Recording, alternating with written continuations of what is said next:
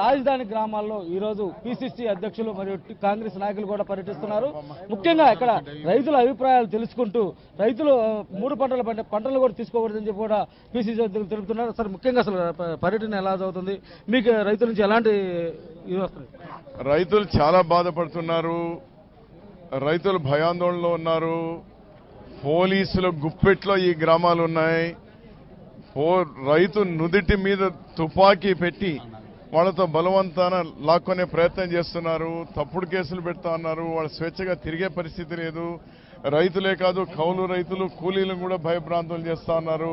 ఇది ధర్మం కాదు. ఇది వ్యవసాయానికి యోగ్యములు పక్కలోనే ఉన్నాయి, ఇవ్వడానికి రెడీగా ఉన్నారు.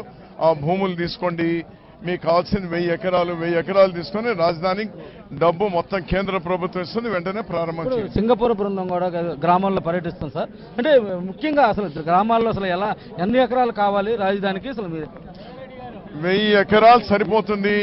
ఇప్పుడు వీళ్ళు తీసుకోదలిసినటువంటి 30,000 ఎకరాల్లో ప్రభుత్వానికి మిగిలిపోయేది 2-3 వేల ఎకరాలు. మిగిలినంతా కూడా సింగపూర్ వాళ్ళకి ఇచ్చేస్తున్నారు. అందుకోసం రైతులంతా కూడా వాళ్ళ జీవితాలతో ఎందుకు ఆడుకుంటారు? మీరు ఇక్కడ ముఖ్యంగా ప్రభుత్వానికి కావాల్సింది కూడా 1000 ఎకరాలు మాత్రమే రాజధాని నిర్మాణం కోసం. ఈ రైతులను మోసం చేసి టీడీపీ ప్రభుత్వం రైతుల నుంచి పొలాలను దోచుకుంటుందని చెప్పి కూడా పిసిసి అధ్యక్షుడు తెలుపుతున్నాడు. కెమెరా కోటితో రవీంద్ర, గుంటూరు.